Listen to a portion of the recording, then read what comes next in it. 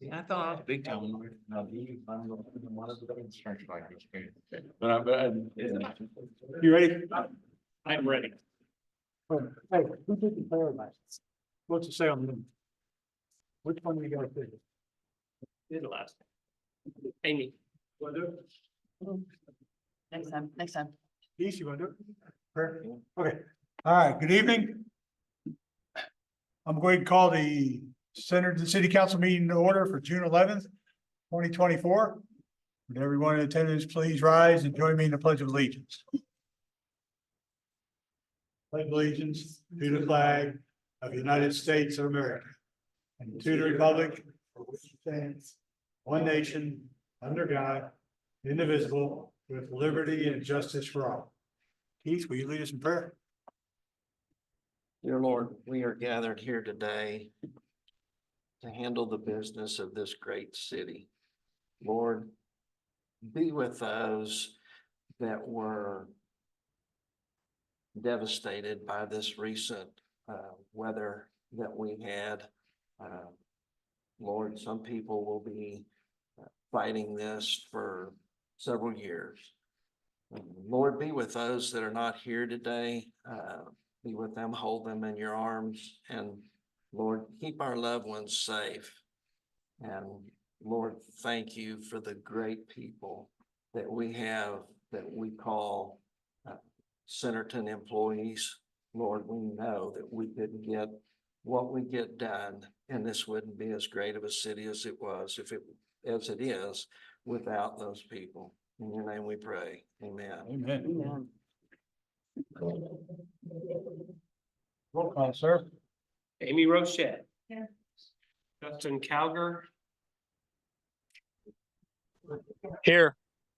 Keith Higginbotham, Here. Josie Reed, Here. Aaron Warren, Here. and Cody Mott. Here. All right, so first order of business is approval of the minutes from May 14th and May 22nd, 2024. The minutes have been in Dropbox for a little bit, and there had been no changes since they were posted. I'd like to make a motion to accept those or adopt those minutes. So moved. Second. Okay, we have a motion and a second. All in favor? Aye. Anyone opposed? All right, next is acknowledge and receipt of the Water and Sewer Commission meeting minutes from April 16th and May 3rd. The Planning Commission meeting minutes from May 7th and May 21st. And the Parks and Recreation Advisory Board from May 6th, 2024. I'd make a motion to acknowledge receipt of those. That motion. Yeah, we have a motion. We have a second. Second. All right, all in favor? Aye. Any opposed? All right, next is our financial report, Shannon.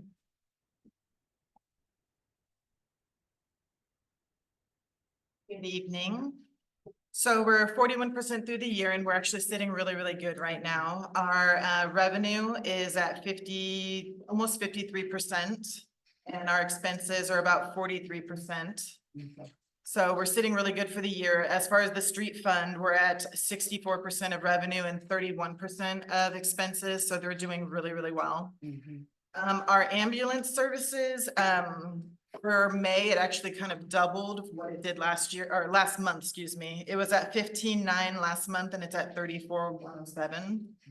And legislative audit is now in office. So so far it's going really well. Anyone have any questions? Thanks for answering all my questions in such a short amount of time. Appreciate it. Thank you. All right, would somebody make a motion to approve the finance report and also the court report that's in your Dropbox? So moved.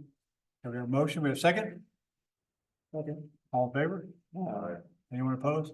All right, next is department reports. And before we start, I just wanted to say, since we met last, we did have the tornado that did come to the west of Centerton and also over a part of our area from Bush Road all the way across up to here. I want to applaud all our first responders who responded to that. I listened to that whole thing on the radio and I was in contact with them the whole time. I'm sitting here setting sirens off and everything. But, I'm very proud of our police and fire department. They went out and checked our area for damage. They did, places that had trees on houses. They woke the folks up, checked on them. Fire department actually went to Decatur and assisted out there, plus also responded to calls here. Also, while the police was on patrol, they did find 2 houses that had smoke coming out. And they were able to wake the occupants up. One was on the north side of town, one was on the south. They did wake those occupants up. Fire department responded and, everything appeared to be okay, for the most part. I don't know what the causes were, but everybody did a great job. Also, Public Works, I mean, he came out that same night. And he was out and they were pretty much nonstop. I mean, they've been here for the last 2 weeks now. They've been picking up brush all throughout the neighborhood. Folks been putting it out and then also behind the scenes, all our administrative folks, everybody chipped in and I just want to say thank you. I think this all went flawlessly. We spared a lot of damage here. We had some, but overall, I think the community was spared. Unfortunately, there was, damage to our neighboring community to the west and also west of here and did cause some damage. So I just want to say thank you and good job to everybody who was involved with that. So, and then also, on department reports, I did ask Kayla to join us. I was asked for an update on SmartGov. So she's going to come up and give you a quick update on SmartGov and then some things we're probably going to be doing. I think I've already emailed you, but I wanted you to talk to her. Hello, my name's Kayla Knight. I'm one of the city planners and somehow I ended up the SmartGov tech lead. What happens when you take initiative? Well, here we are. So we officially went live in October of 2023. So we've been using the system in its full force for about 8 months now. And unfortunately, there are just things that don't make sense with the program. I could probably stand here all day and tell you the things that just really grind my gears when we talk about it. Just to list a few. If you have a permit that you need to deny because it doesn't meet, if it doesn't meet code or especially for like home occupation permit, if it's not allowed as a home occupation, you can't deny it because SmartGov is not very smart. You have to accept and approve all of the steps before you can close the permit. You're like, well, that doesn't make sense. And so I was like, oh, maybe we'll just void it and withdrawn or denied or whatever. But if you deny it that way, it disappears from the applicants. So they can no longer see their permit was denied. So I reached out to the SmartGov help. And I was like, I don't know that this is functioning as intended. And they told me that is exactly the way it is supposed to work. So I'm like, okay, great. And then there's just little stuff that it adds up in terms of being functional. So due dates when we're doing our review cycles in 14 days. There's a function where due dates are supposed to automatically calculate so people know when their work is due. It doesn't automatically calculate. So our planning assistant is having to go through every project and update those by hand every single time. For our cycles, if you approve a cycle, you can't reopen it. So in planning, you guys know things change. So you might start with a layout and you're like, okay, this one's good. And then the developer looks back and they're like, just kidding, I want to add a new thing over here. And you can't reopen the program to do a new review. You have to start a whole new permit for it. So it's just not great in terms of keeping records and understanding what happened with the project. For reporting, I think we ended up having to spend way too much time just trying to get the bare basics for our program to function as a whole when we went through all the configuration. So we didn't end up having a lot of time to configure our reports to be exactly what we needed them to be, what our site looked like so that it was nice and pleasing to the eye, that kind of stuff. So now we don't have reports that pull all of the information we need. So for financial reports every week that we send our finance department, we're having to cobble those reports together to have all of the information we need. And we can get all of the information, but the time it takes to put all that together is just not efficient.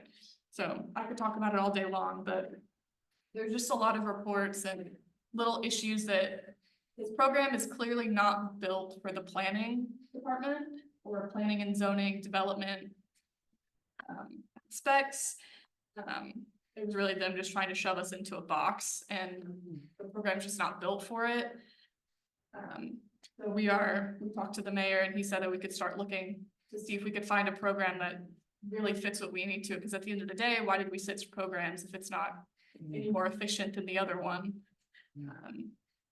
I was just Hey, gonna say- Kayla, I'm sorry for the interruption here. What have we spent to date on paying for this program? I know we got a refund, but what have we spent? Does anybody know? I'm not sure. We can get that for you, Justin. I'd get Shannon to get that. Yeah, I mean, at this point, this is a lot of this is way further along than what it should be, but I'd love to know what that is, and I would suggest we don't purchase until we actually walk through every little step and make sure it works for us like right now. Because this is honestly time. Haley, you've done a heck of a job on this, and maybe you lead the forefront of it because I mean you've really been able to dig in. And I hate that you spent all this time in a program that has been inefficient for you all. Thank you. When we first got SmartGov, I know you weren't here, but what was the process? What were we doing beforehand on permits and things like that? And what we have with SmartGov today, is it taking more time than what we were doing before? Is it about the same? It's got its pros and cons. So our previous system, BSNA, we didn't have it set up to have a public portal where people could apply online, do their submittals. So we saved time in that aspect because we're not hunting down documents in the same way for like incomplete applications and stuff like that. But to the same point, we lose time going through and finding all these little things to make the project or the program function as we intended it to originally. So there's trade-offs. They're really, in my heart, they're about the same. Well, that's what I was gonna ask. I mean, what do you think? Was it better with the program before? I think It's it, about the same as where we are now. I would say it was a step in the right direction, and if SmartGov had been what it could have been, we would have been further ahead, but because the program itself is not executed as well as it could be, and I don't think that the business that runs it takes it seriously in the way that they could with our suggestions. I think we're a little ahead in terms of technology and being able to reach out to our applicants and stuff like that. But in terms of process, it is pretty similar. Didn't they change owners like 2 or 3 times since we've been through Yes. this too?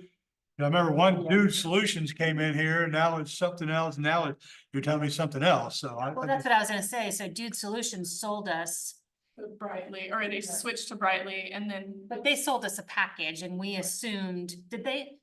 I don't know if you were here then. Okay. Did they did they walk you step by step, like for permits, like, hey, the customer's not gonna be able to see the permit if it gets denied? Did they walk us through anything like that? But they knew what we were doing, right? Cause they had worked with other cities, right? So I guess I'm wondering where their disconnect is and. They gave a presentation that showed us a city that looked great. But they had it set up, and that's what we thought that we were going to get. Is that they had that template and then they would modify it for them. And But did it really work great if it wasn't working in the first place, I guess? Well, SmartGov had a template from another city that they showed us in our demo that made it seem like that was exactly what we needed. It was gonna work for planning. And so we thought that we were gonna have a template and we would build from that template. And then when we got into configuration, they weren't using a template. And we had to build from the ground up. And then we ended up with consultants that didn't know their program well enough to do that. So it just got hairy fast. so the end result of what we have is not what we saw. And we can't seem to get, to get there. They are unwilling to even try to help us get there. Yeah, I'd like to see Kayla lead some of that because she's obviously in the know of the details. I still don't understand how we don't know what we spent to date on the program. How is that? How do we not know what we spent? we can pull it out of the Well, financial system. Yeah, we paid a configuration cost and then. Paid a lot of. pay a yearly, we pay a yearly fee after that. Yeah, but we got refunds. I mean, if we're spending taxpayer money on a program, like we should absolutely know what we spent, I would think.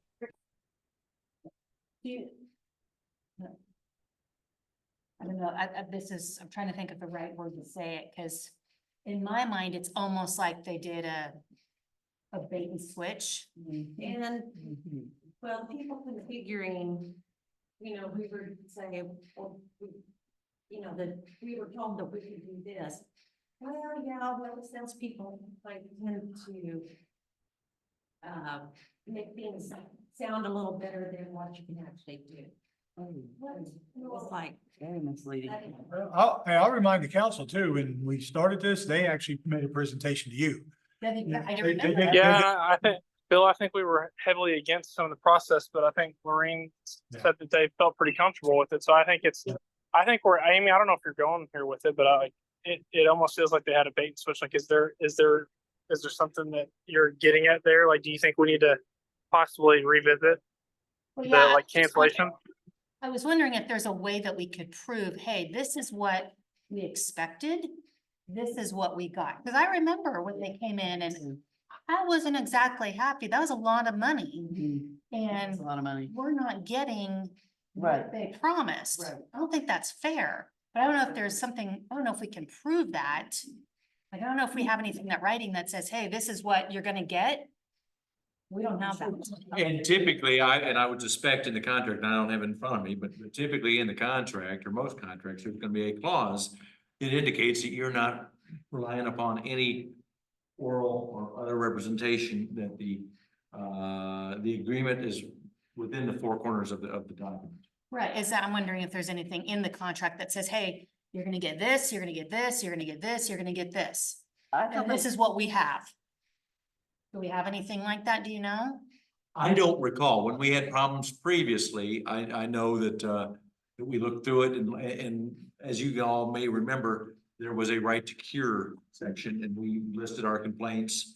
They had so many days in which to cure, and I think we made the determination that they had fixed the problems that we had at that point. I would have to revisit the agreement, but I would have every reason to believe that there's that clause in the language because it's so common. It's that you can't rely on any representation by.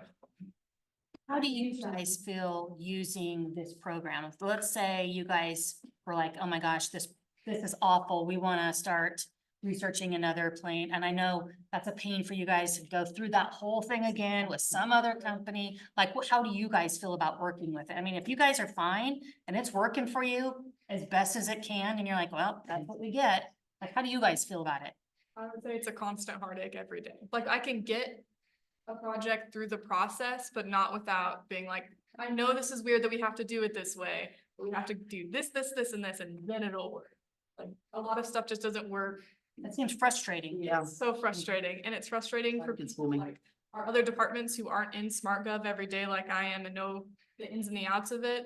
It's like, when they come to me and they're like, but why? It's like, I agree with you, but why? But this is the way I have it, and that's the way the program was intended, which is the heartache, is that you could bring a problem to the developers of the project and be like, this doesn't make sense. And they're like, it makes perfect sense to us.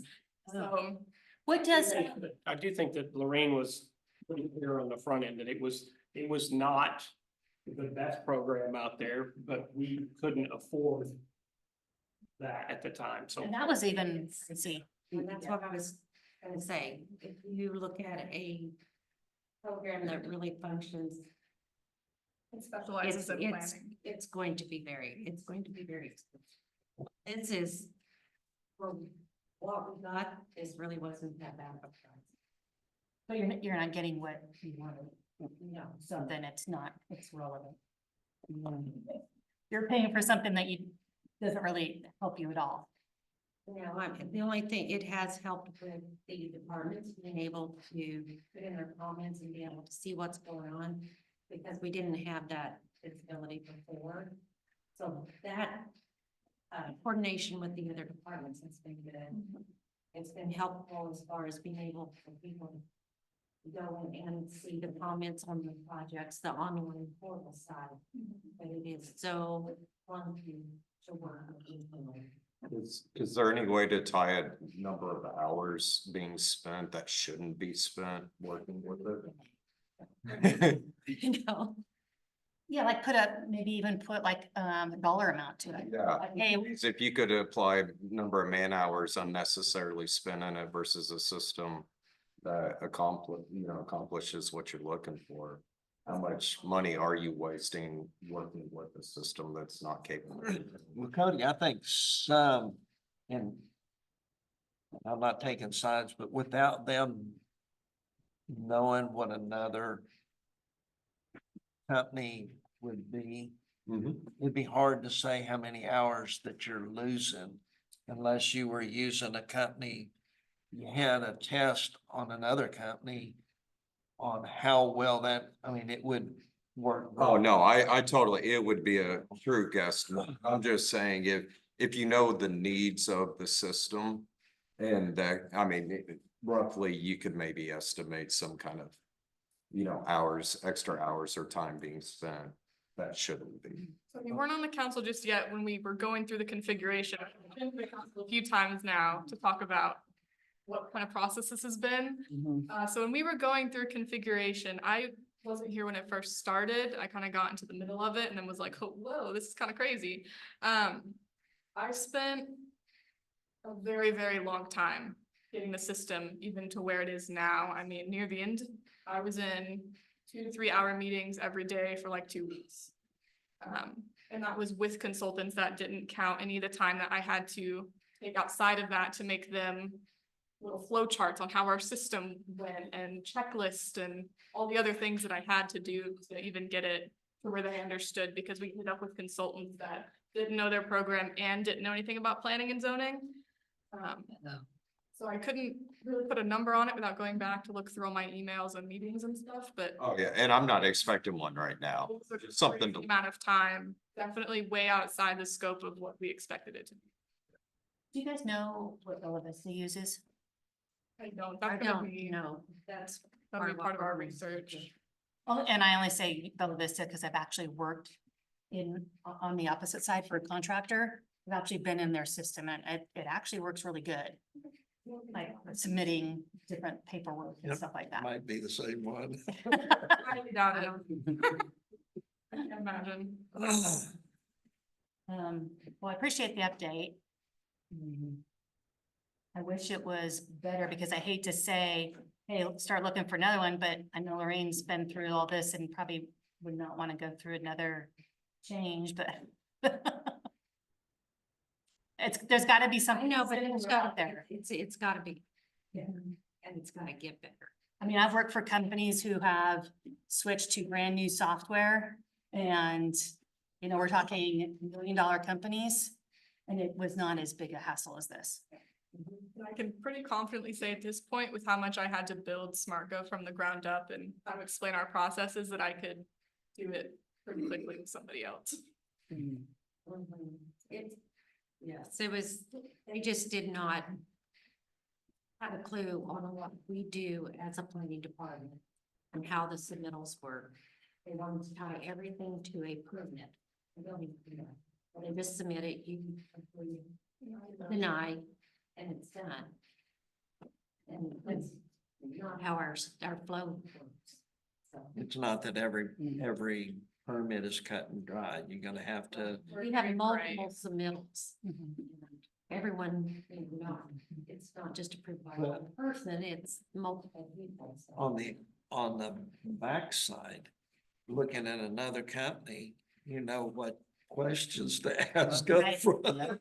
Yeah, that's true. So it might be might make it a little easier looking at different companies. And Brian, as far as the contract goes, I'm sure there's, Better Business Bureau and all of the others that Centerton can leave remarks on.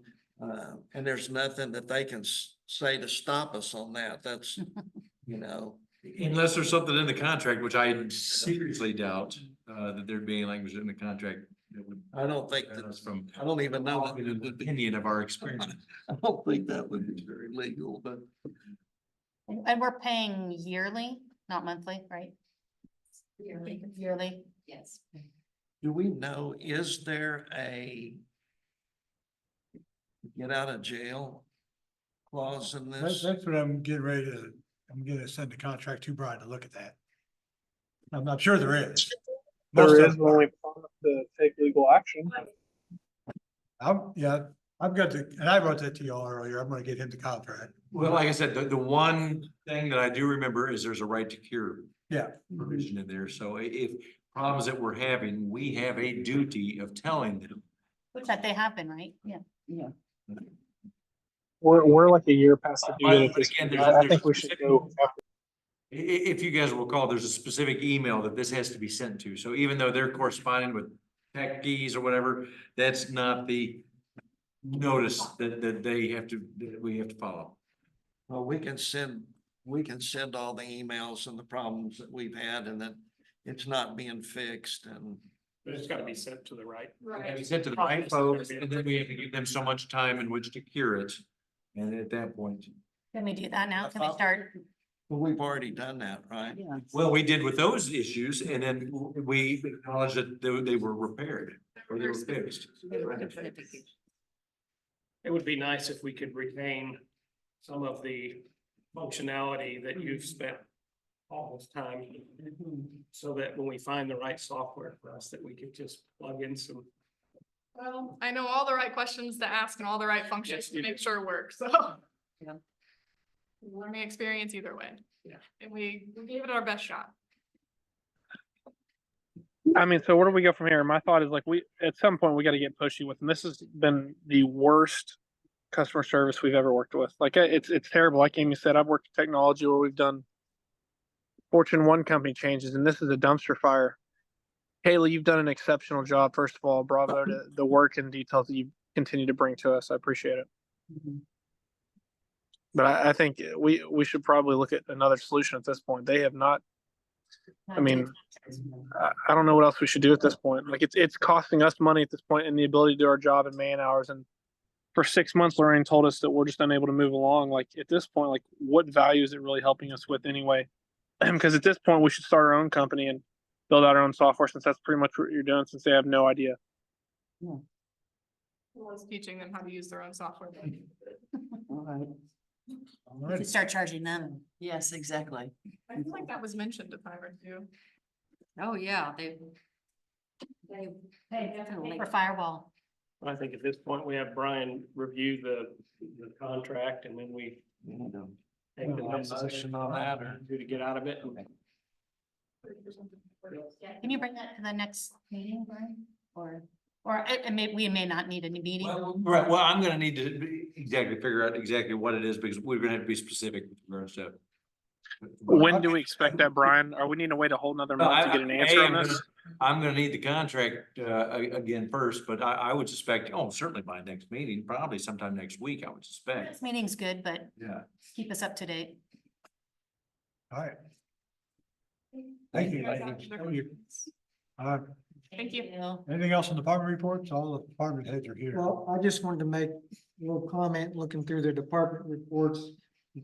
And for me, it's a positive thing. It looks like, obviously, our police department, when they pull people over, they're using it as an opportunity to educate versus just writing people a citation and say, here you go, have a nice day. Because when you look at the number of citations written compared to the number of warnings, the warnings are 5 times as high as the citations written. So I think that's a good thing, that our police officers are just not pulling people over and say, here's your ticket.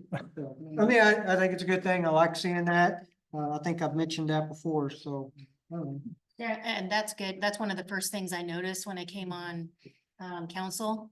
It's like, wow, look at all these warnings that we're given. That's pretty cool. I just want to point that out, that I, That's a good. looking through that stuff, so. Okay, good point.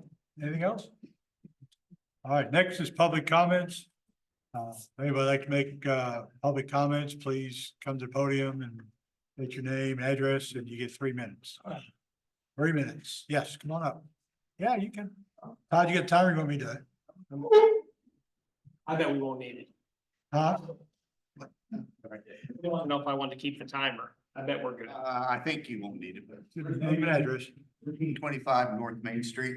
So we had the guys come by today from the, I'm not sure exactly which department, you tell me, but they did a really good job. We lost 10 large trees and a very large pile of vegetation for them to pick up, and they got it done and did it very efficiently and thoroughly. So, thank you. Okay. Anyone else? Anthony, that was your department in case you're, Yes, thank you. but I Hey, I have heard lots of comments, that they're doing an excellent job, so. yeah, he also sent an email, which I forwarded on to them, so. He emailed me earlier. All right. Hey, Bill, 1 second on the department reports. I want to share another thing for Anthony in the streets department and parks. After the tornado came through, I stopped by Daylight Donuts to get some breakfast for my family and our neighbors. And we had a couple workers come through there, and it was nothing but community support on the workers that had come in just sweating dirty from working all night outside. And just the appreciation from the community was really nice to see. So good work to the team for sure. All right, good comments. Thank you. All right, so next we'll go into ordinances and resolutions. So before we begin, would someone like to make a motion to read ordinance 2024-20 and 21, resolution 2024-18 and 19 by title only? So moved. We have a motion. We have a second. Second. Roll call. Amy Rochette, Yes. Justin Cowger, Yes. Keith Higginbotham, Yes, sir. Josie Reed, Yes. Karen Warren, Yes. and Cody Miles. Yes.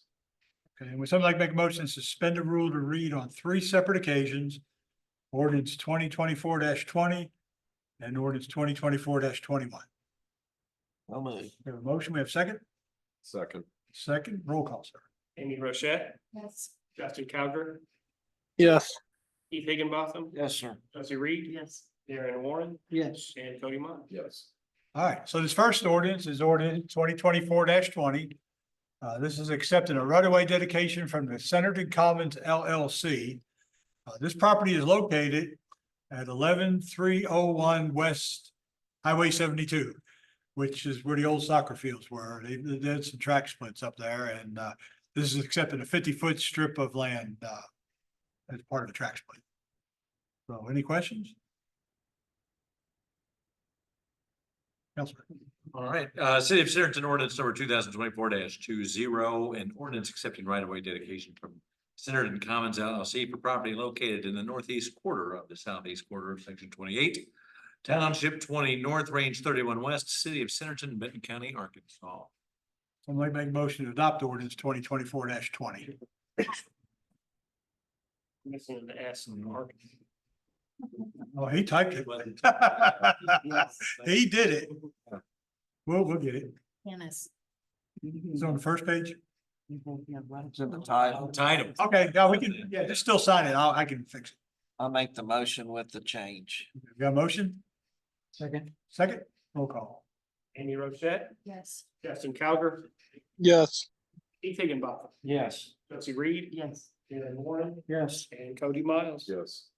Okay, this next one is ordinance 2024-21. This is accepting the utility easement and also a temporary construction easement from the same property. This is a 20-foot strip of land that we're accepting. And apparently the typist test was not working. Doing wrong on this one too? Yes, yes. Okay.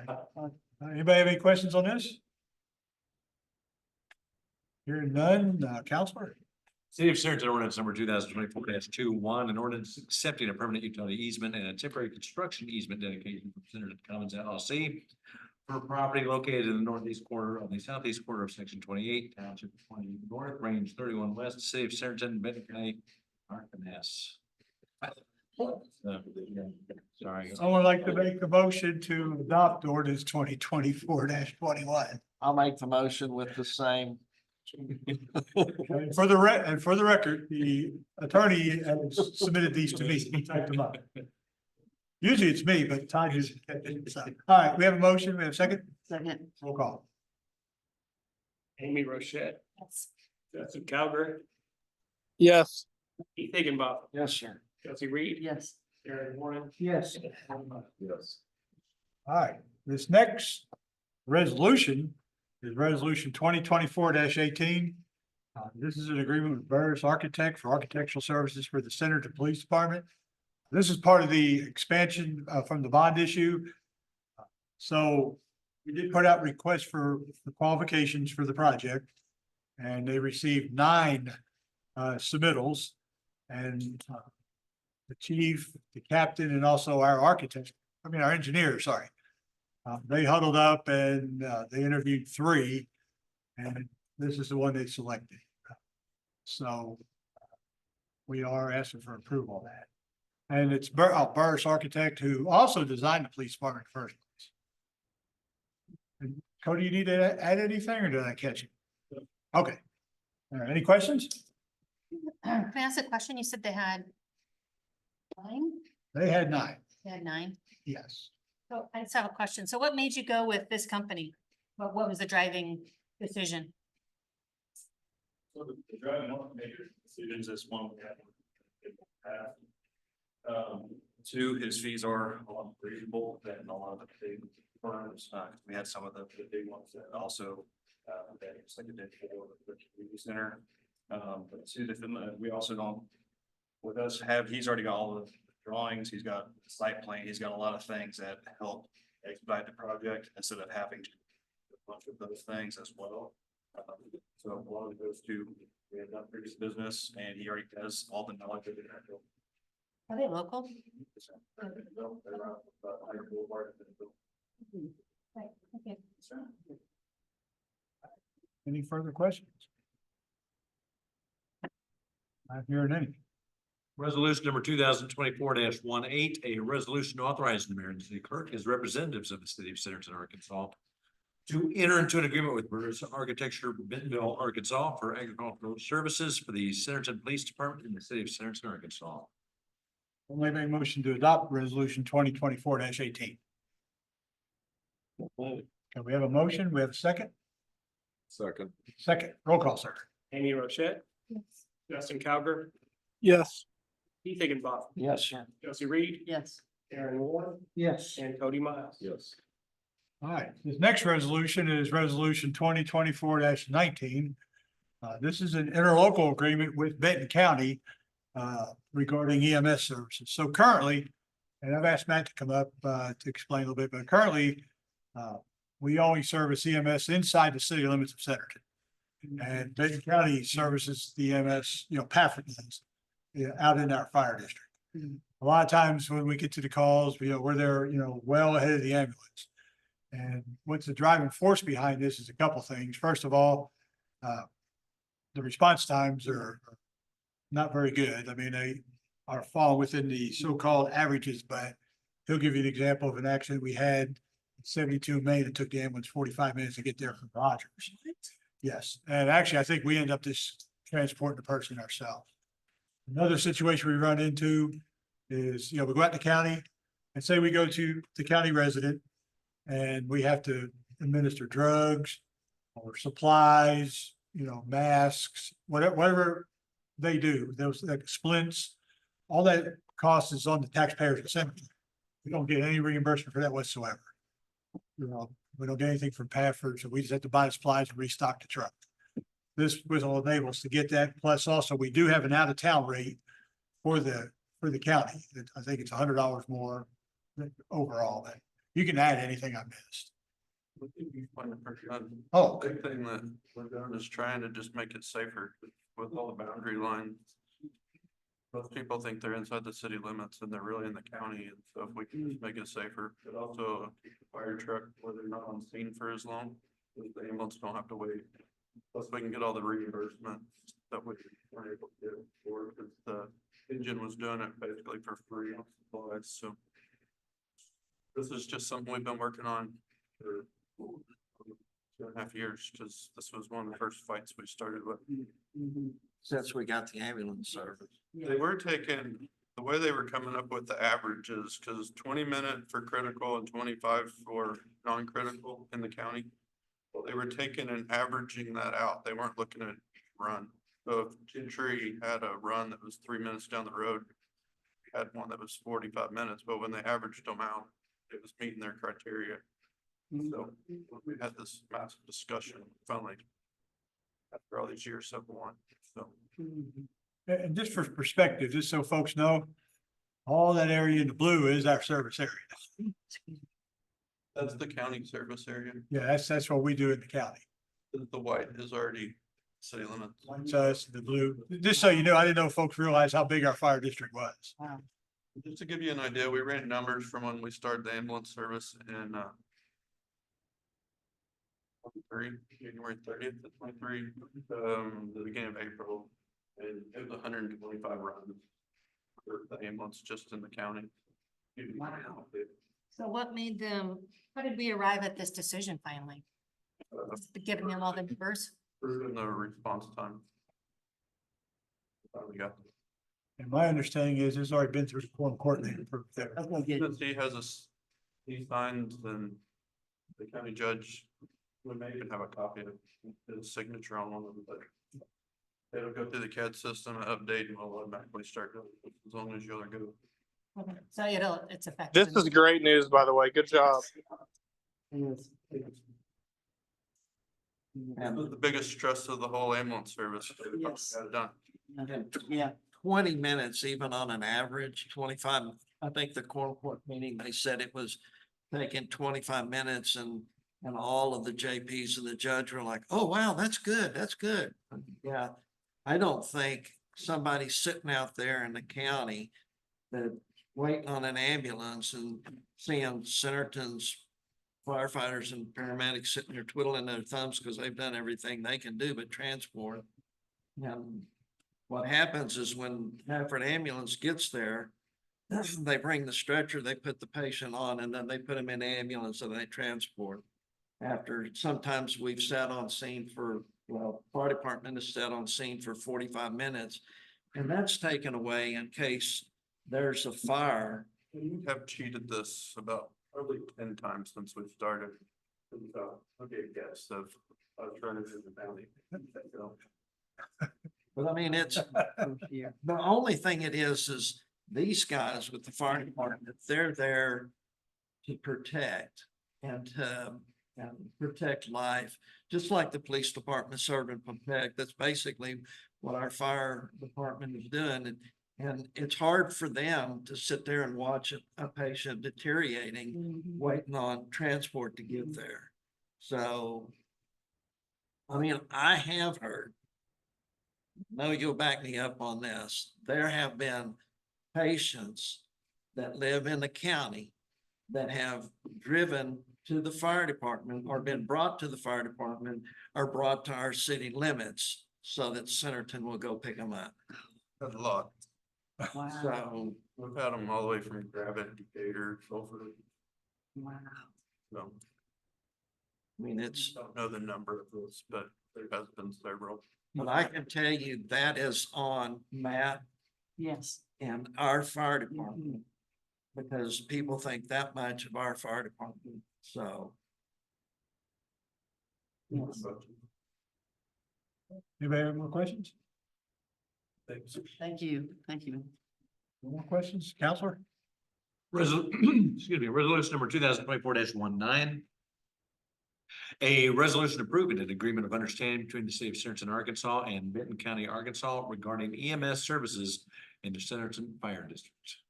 Someone like make motion to adopt resolution 2024-19. So moved. We have a motion, we have a second, Second. roll call, sir. Amy Rochette, Yes. Justin Cowger, Yes. Pete Higginbotham, Yes, sir. Josie Reed, Yes. Gary Warren, Yes. and Cody Miles. Yes. All right, next, that takes care of those. Next is reappointing Jeff Safarth, Tony Davis, and Jerry Harris to the Centerton Planning Commission with a term expiring June 30th, 2027. Since we last met, we did have one person express an interest. We did talk to that person, myself, Lorraine, and Jeff. We did, actually the formal interview with the person. Person realized there was not an opening at that time, but has expressed an interest in any future openings. And the planning commission did it, the meeting on May 21st. Yeah, May 21st.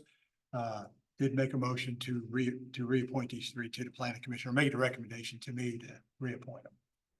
But you said, when did the person apply? Toward the end of May. It was toward the end of May, wasn't it? Yeah, sometime in May. I don't have, I got when we talked to him, which was the first Monday, but yeah, it's toward the end of May, May 28th. It's Mr. Mooney who applied. And we didn't have any, We had no opening.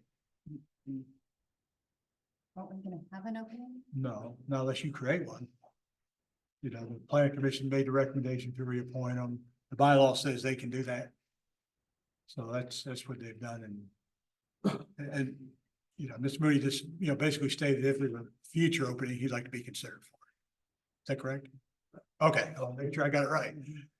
I got the thing where we talked all the notes and everything. Any more questions? So I make a motion to reappoint these three commissioners.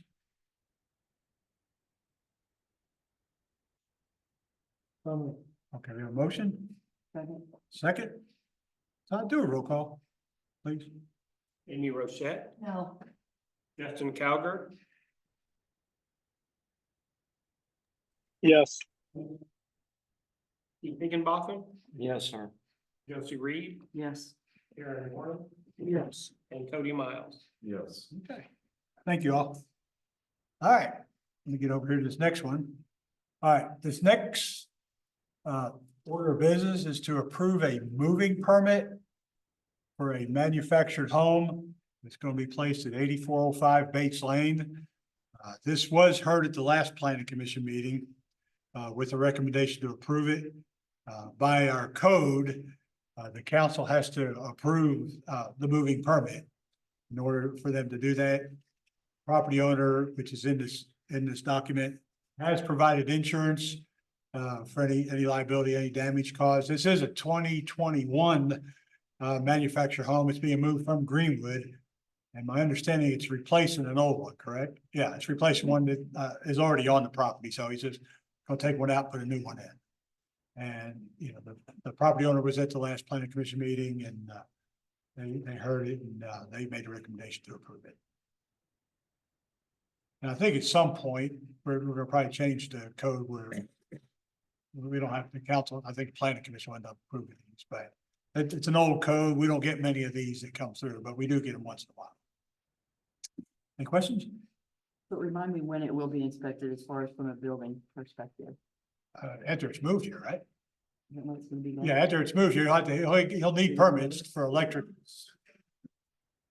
Yeah, Okay, yeah. okay, he has to inspect all the connections and things. okay. Good question. And the federal stamp law, it's in the document. You want to see it. It's on like toward the back page. Yeah. And the insurance. And the name of the company. Yeah. we can very replace it. All right, that's what it looks like. Looks better than the last one we did. I remember one. I'm gonna say it. Yeah, all right, anyway, any more questions? All right, so I'd like to make a motion to approve this moving permit. We have a motion, we have a second? All in favor? Any opposed? All right, so now next, I just want to kind of just share with you. Here's the official letter where a couple grants that I applied for sidewalks. Were approved. I think I reported that at a meeting, but here's the official correspondence from them where we got like 227,000 and then 94,000 federal. And then the city will match 80,000 for a total of 402,000. So I was just letting, giving the council update that we did receive these. And then there's also, we did a grant with the city of Bentonville, and I've asked Alan to kind of come up real briefly.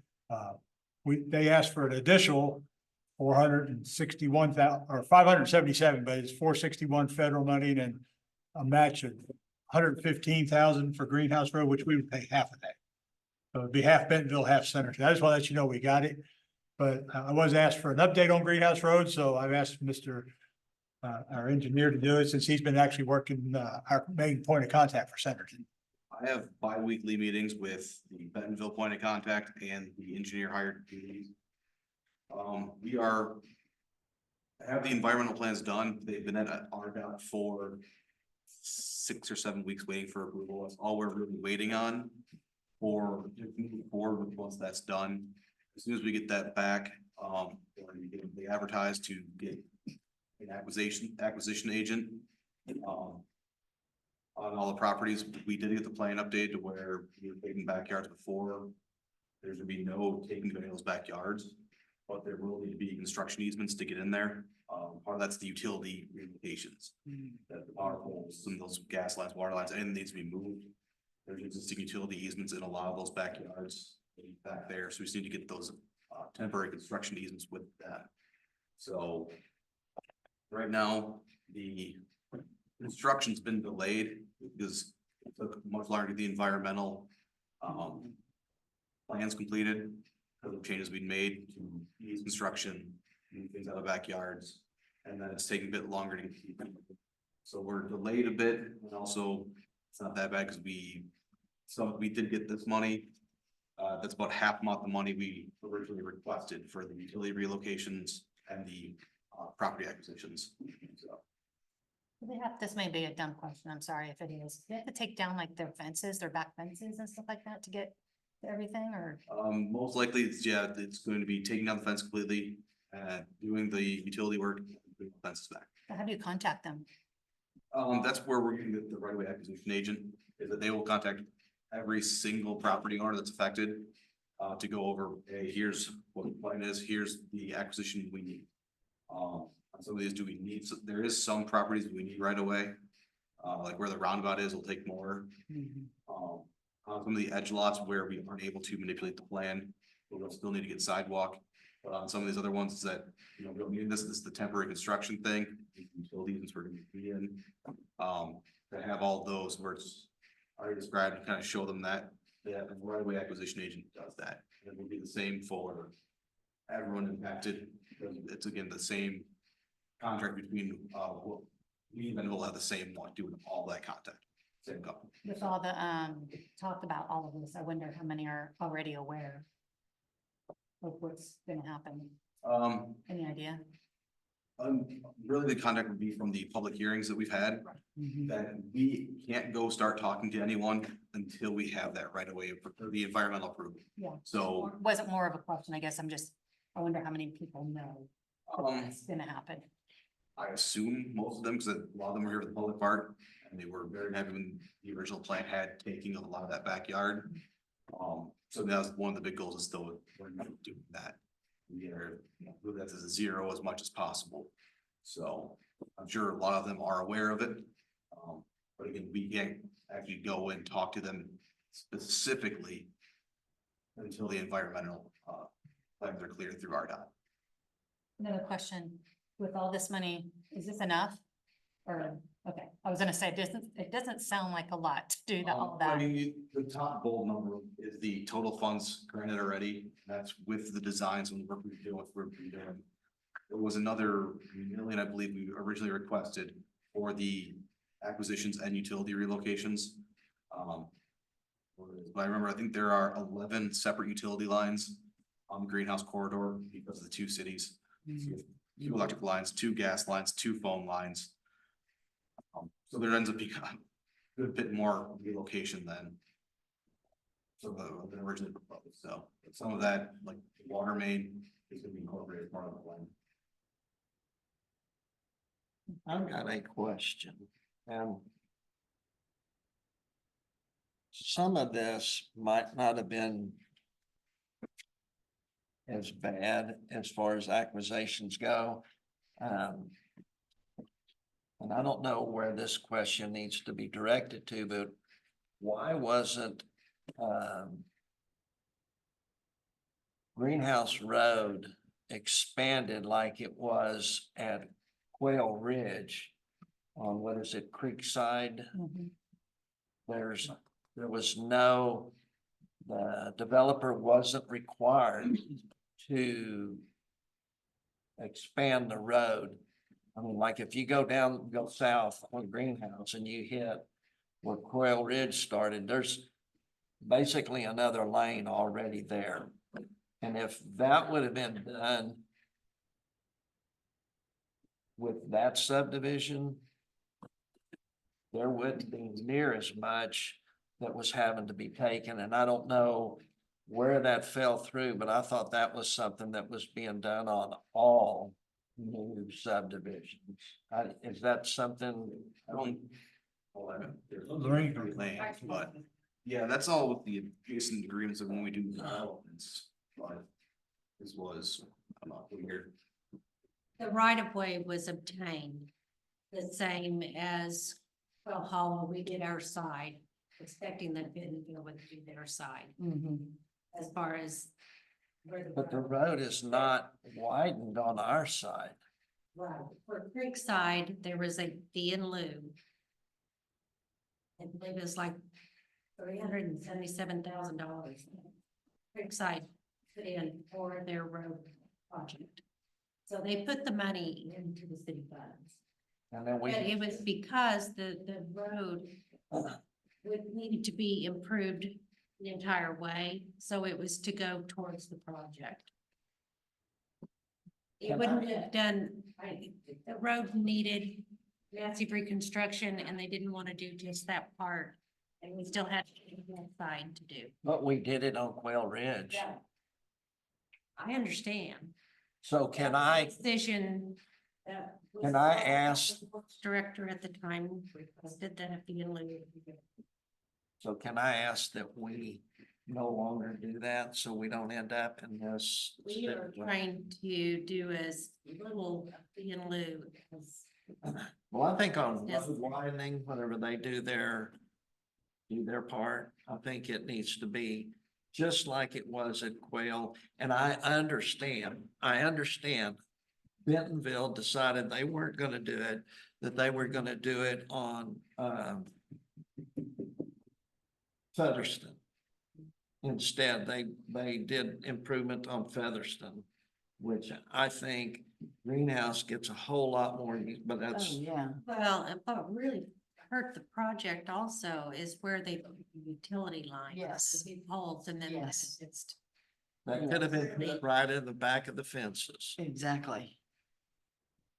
That affect the. Sure. Yeah, and then you also just think about too, you do have, like where Creekside is, and you got county property again, then you have Centerton, so you'd have it wide, thin, wide. But it, you know, You would, I mean, anytime there's a subdivision that goes in, Yeah. we need to have them follow the standards that the other ones did, because if you don't, then you end up with this right here. You got people that are really ticked at the city. Well, if the city would have done what they were supposed to do in the beginning, then their property line wouldn't come up to the road.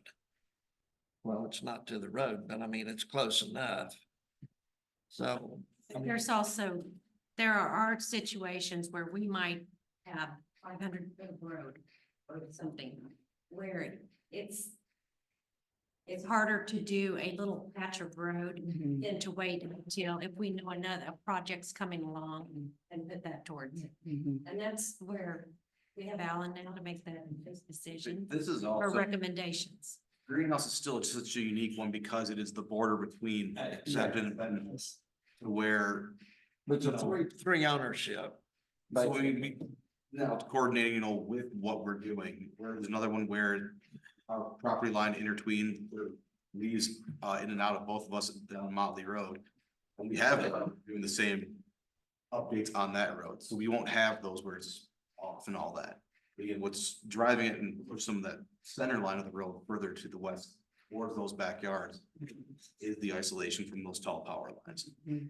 So, I mean, it's double unique, and that's why it's closer on the one side, and then that whole road shifts on the north end once you're past those lines.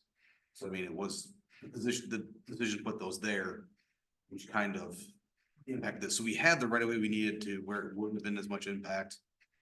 And change. I guess I will also add, we did increase the right of way width. Because originally Greenhouse was just a collector road and it was 3 lane. Yeah, I mean, design, that's what was planned and then we changed that. So that affected a little. Also, on the same subject, what about the property on our side to the north? Has there been a decision made on that? I know that they said that they weren't gonna give the right of way for the, what is it, the storage? oh, we got the right. Right, that's all, the right of way's already been He donated. gave. You approved that in a council meeting. Yeah, Well, I know at first he was, No, he was. he's been very No, he accommodating. was very agreeable and said, let me know what you need. Because he knew that that would help his development. Mhm. So he was. Yeah, y'all Okay. accepted that too, and, The only I thought there was, I thought there was somebody that was denying. The auto shop, The auto shop was not for the white greenhouse. but I believe we got the right of way That. you need there already, is I think with your plan show. Yeah. The plan. When they developed, they already donated a lot of the right away, so. Yeah, we built the conference hall. We built it. Yeah. So, Okay. All right, did it get you what you want? Okay, well, that's a good question. That's it, I think. All right, that's it for that. All right, next, Cody, Chris, somebody. And I've already emailed about this, but I wanted to talk about our police department starting salaries and just kind of give a little background of what initiated this. So a lot of our surrounding cities, which I provided this document to you, Cody did all the homework with us and provided all the information. He also provided all the data that came with it that I was asked for. I sent that to you. Plus also someone asked for all the current salaries, which I provide that in an email and I have it there if you want to look at it. But a lot of our agencies at one point when we did this raise a couple of years ago, we were very competitive with a lot of cities, but unfortunately, right now we have 3 openings with our police department and it's very hard. I've talked to Chris, I talked to HR on a pretty regular basis about this and we're just not getting the applicants. And a lot of our surrounding cities, we lost 2. We had 3 folks come to the, we hired as uncertified. They all came together or hired at the same time. We sent 3 to the academy for 13 weeks. And then we put them through the FTO program for another 13 weeks. And then a city to the east took one of them and paid them a little over $24 an hour. Another city to the east took the other one and paid them $27 an hour. And again, it's getting competitive out there. We know we can't match what Bentonville pays. We realize that. And I've been talking to the captain and the chief, trying to come up with a number that we think would work. And some of these agencies are actually still trying to increase their salaries now. I believe Gentry is, Johnson, they're just everybody's just trying to recruit officers. And this is where what we're at. Cody can expound more. My proposal to the council was basically changing it. So right now our range is from $20.31 to $23, depending on your experience. That's our hiring range. Our proposal is to do 4 hours, because I did get a question about, well, what happens to the officers who've been here for a while, or the sergeants or the corporals, which is a great question. So the ask is for all our commissioned police officers to increase their salary by $4 an hour is the ask. We'd like to, on non-certified officers, to hire them $1 less than the $24.31 at $23.31. And then after they go through the academy, which the city would pay for, and also through the FTO program, then they would get that additional $1. And I think this would make us very, competitive and be able to hire some officers, because right now it's just tough. And I've been talking to Captain Kelly, and he feels like if we do this, we should be able to fill our positions pretty easy. And I'll turn it over to Cody. Anything else he might want to add? And Chris is here if we want to add anything also. There you go. Well, unfortunately, we live in Northwest Arkansas when it comes to salary and benefits and our competitive nature that we are in now. 20 years ago, we weren't having these conversations as frequently as we are now. This is an issue that's going to be ongoing, especially in the area. If we don't stay competitive, things are just going to dry up. The candidates that we will get are, I don't want to say going to be top tier, but we always want to shoot for having top tier personnel. They go along with that. Salary and benefits is a big part of that. So the reason why this was brought up is because this last year, like Bill said, we were able to actually hire some uncertified personnel. We were in a good spot to do so. Unfortunately, I lost 2 of those 3 individuals for pay to other agencies in the area. The agency that's farthest to the east was able to get an officer who was certified, FTO'd, and they put them on the street within a week. by themselves. And we were with that individual for 28 weeks between, our FTO is 12 weeks, the academy is a minimum of about 14 to 16 weeks, depending on extracurricular things. I think that's the bare minimum. And if we're not in a place and to be competitive to where I can hire uncertified personnel to work for now and be able to retain them, then we have a pretty serious issue. Trying to stay ahead of that curve. Because in this area, our certified applicant pool, people who are here existing, that pool is dried up. Those people are in places in which, we're going to have to have a better carrot to pull those people from the other agencies. That's just unfortunately, based on what we're living here, competitiveness is catching up to us. I'm just trying to stay in the game. Questions for you. Ma'am. So I remember we had this conversation before when we were talking about salaries, and almost the same thing happened. We lost some people to other cities. And we know that our Northwest Arkansas, when it comes to income, everything's going through the roof. The Everything. living is crazy, everything's. Exactly, right. So two things. One, I mean, I'm not opposed to, getting our guys to where they need to be. My question is, and I brought this up before, I just want to, bring it to the forefront again. Just more of an FYI. I know several people in other cities who are in, either their detectives or their police officers. I just want to make sure that we have a very good culture within your organization.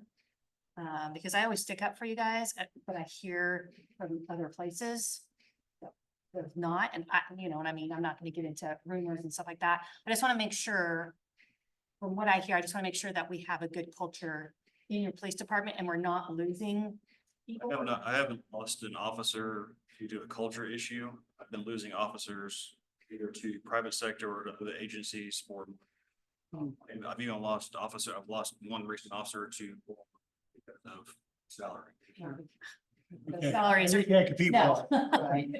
Their salaries are going up. Correct. I lost one to go make shingles in a factory because the salary was worse than what we were able to. Right, there's gotta be a cutoff point at some point, right? Otherwise, we're all the officers and the only reason I say that, I just wanna make sure that you're aware of things like that are being said. I can say this in this council meeting, and I can say this looking in the eye, compared to where we were a few years ago to our culture now, it's completely different. So what we're now offering, not only our citizens, but the assistance that we are helping other agencies and other communities is well beyond anything that we've ever even done up until this point. Just like the fire department is the place that they're asking for assistance. We are the agency that other people are asking us for assistance. They're no longer asking, going straight to the county or going to Benton. They're asking us for our assistance. That's a place that I've always wanted. I'm not losing officers due to culture. I'm losing officers due to internal issues. We're hiring based upon attitudes and people coming in and being a part of a team and wanting to build something that we have going. As far as culture. That's good to hear, I just wanted to throw that out there. But also too, I don't know if we do this in police department. I know we do this like in corporate, but is there a way that after we put them through the 28, 26 weeks of training, that we can say, okay, you have to work for the city now for 2 years or whatever? There's no specific standard that the state has. There is no specific standard that any agency has. So there is no precedent to set that. Now, the issue with it, and Brian can go about this because we've been dealing with another issue, even with a stipend that was paid to the officer. You can get blown out. So you can have that contract out there all day long, but how are you going to get anything out of that once they don't fulfill that contract? Because like in the corporate world, if you go somewhere to get trained or something like that, or. Now, if we were in the corporate world and we were paying somebody a $250,000 salary. You don't even have to do that, trust me. Well, I'm saying like, I'm just saying, if we were paying a salary in which a person would be able to have the financial means to have a nest egg and savings and all of those things, I think we would be in a different boat. But And it's not even corporate world, I use that, but like, my husband was a aircraft mechanic. It was the same thing, they'd say, okay, we'll send you to this school, you gotta give us another 6 months contract or whatever. you can have it out there over their head all day long. The collection part of it is completely. But there is, is it not that the other cities that these two officers went to, they have to pay us for the school? Reimburse us for the Yes, process. but- Okay, I was gonna ask that. For one, so we're not even talking about, we're talking about the minimum, just the hours in which they were in the academy. And mileage for just that 13-14 week period of time. They're almost at $23,000 just for that period of time for the expenses that we were able to show. Now, with one of them, we attempted to collect 80%, but we were outside that 80% by a couple of days. It's staggered, so after you can collect based upon the state statute up to 18 months after graduation from the academy. It's a tiered system, so it's not, you're at 170 days and you can still collect percent. It's tiered based upon 6 months, a year, out to 18 months. And it goes down all the way down to 20%. So even with us still being able to collect our 60%, it doesn't really mean a whole lot, in the whole scheme of things, because we didn't have any benefit for that officer being here by themselves because they were either in the academy or they were in the FTO. So we don't really get our dollars back until that officer is so ready to be by themselves. That's when you start getting a return on investment. These two, we didn't even get to that part. So let me ask a question though, because And that's just man hours and mileage. That's not including uniforms and equipment and vests and all of the other things that go along with it. because I feel like these are good salaries. But there's always gonna be greener pasture. You know, we're always, shouldn't say always, we're more than likely still gonna lose people going to other cities. Is that a fair statement? But when it piques my interest to the point of making sure that I'm hitting this and enough to get the mayor's attention, and then obviously bringing this to you all, is when I lose somebody to a smaller agency paying more money in our area. So that's when I'm like, I've got to do something, and if I don't, then I understand I'm gonna lose officers to Bentonville, to Fayetteville. I get it. For experience and wanting to do something else or going to the feds. I get that. I'm never gonna be able to solve that because of career goals and different opportunities. But I shouldn't have the first thing that comes up being, I went over there for $3 an hour, I'm over $4 an hour. I know that when they came to us. But everybody has made that jump. So within the last year to 18 months, everybody has made a massive. Future sound. And the other thing is they weren't certified when they got hired. And the other departments might not be hiring uncertified, but now they're certified. Now they can make the jump. Sure. So here, I'll give you another good example as far as what we're doing internally and what we're providing. The bigger agencies are recruiting my officers now. Wow. That's a good thing in the whole scheme of things because of what we're doing. If we didn't have quality officers that we were putting resources into and training, they wouldn't be calling them up and asking them when they have open.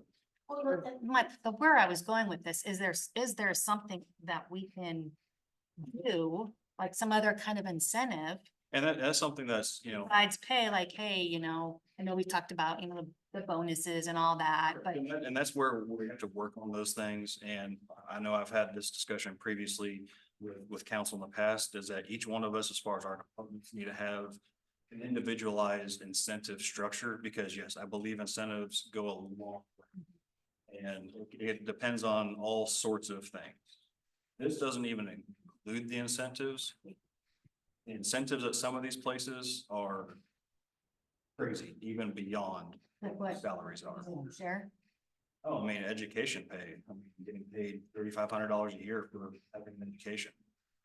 So Bentonville, they do $100 per pay period, so $2,600 a year if you got a bachelor's degree. Wow. $150 per pay period if you got a master's degree. And then within the police department, they've got certified officer 1, certified officer 2, SWAT team. If you're bilingual, so you gotta go through a test. You can't just show up and say, I can count the 10 in Spanish. So They get another $100 per pay period. So if you've got a bachelor's degree and you're bilingual, 2,600 plus 2,600, now you've added, what, $5,400 per year onto someone's pay. and everybody does it a little bit different. Some agencies are more incentive based on education and training. And if you look at some of the websites I put on there, I want to say it's Fayetteville or Springdale, I don't remember off the top of my head, but they're more based upon longevity. They max out at $5,600 in longevity pay per year. So it just depends on what strategy. Kind of like the training incentive. I mean, if these guys trained up or girls, I mean, It's just like what Matt does with the fire department. You know, he has, you have your firefighters and you have your paramedics, you have your different things, and each one of those has, a differentiation based upon the knowledge and experience and training. So I'm all about, it's just, we have to do one step at a time and try not to bring everything to the table at one time. The incentives and things, that's something that we can do very quick time. I like these better than the cars you always bring. No, but maybe in the next year you could bring us a couple of ideas. Love to. Because I'd rather kind of go down that route because we're not gonna be able to keep raising pay, obviously, but how do we keep them here? And this was where it really became one of those topics to bring up whenever I lost 2 that we had to put through the academy. So. Well, with knowing that some of these other cities are looking at their wages, it's $4 enough. Right. I mean, it's. I know the budget's tight, Bill. For what, the but uncertified? For both. If we're doing, and I've said this every time, we're a springboard. We have been for years. Everybody looks, oh, well, Centerton just raised theirs and then they raised theirs. Right, and then we just. So, Right. The reason why we actually put 4 through the academy this last year is because we had the staffing numbers in which we felt that we could actually put some new blood into law enforcement and not just trying to find a certified candidate because of manpower and budget and all those things. To build not only our city, but to build our community, we have to bring in those new people. And I don't want to be at a place to where I don't feel like I can do that. And, I keep losing these people based upon a dollar figure. well, that's what I'm saying. I mean, it would be nice if you got 3 openings like we got now, that somebody out there is moving to this area and they're looking for a job in the police department. And they look and they go, oh, look at Centerton's pay, look at everybody else's, and Centerton is better. It'd be nice to get a certified officer that you can throw on the streets and I don't know, what is it, 3-4 weeks of riding and then. Depends if they're local or not. I mean, it would be nice to be able to hire somebody that with the knowledge and ready to go. And based on your question, I mean, we have a range there, so like we've hired several here that have like 5 years experience. They would go up to $27 an hour with this proposal instead of the 2031 or where we're at right now. So this would be a good jump, and I think it would be very comparable to our, neighboring cities, and it's a start. And I think this is a good start with incentives, if you can come this year to add incentives to them. Because then they get their base pay, but then if they really want to work.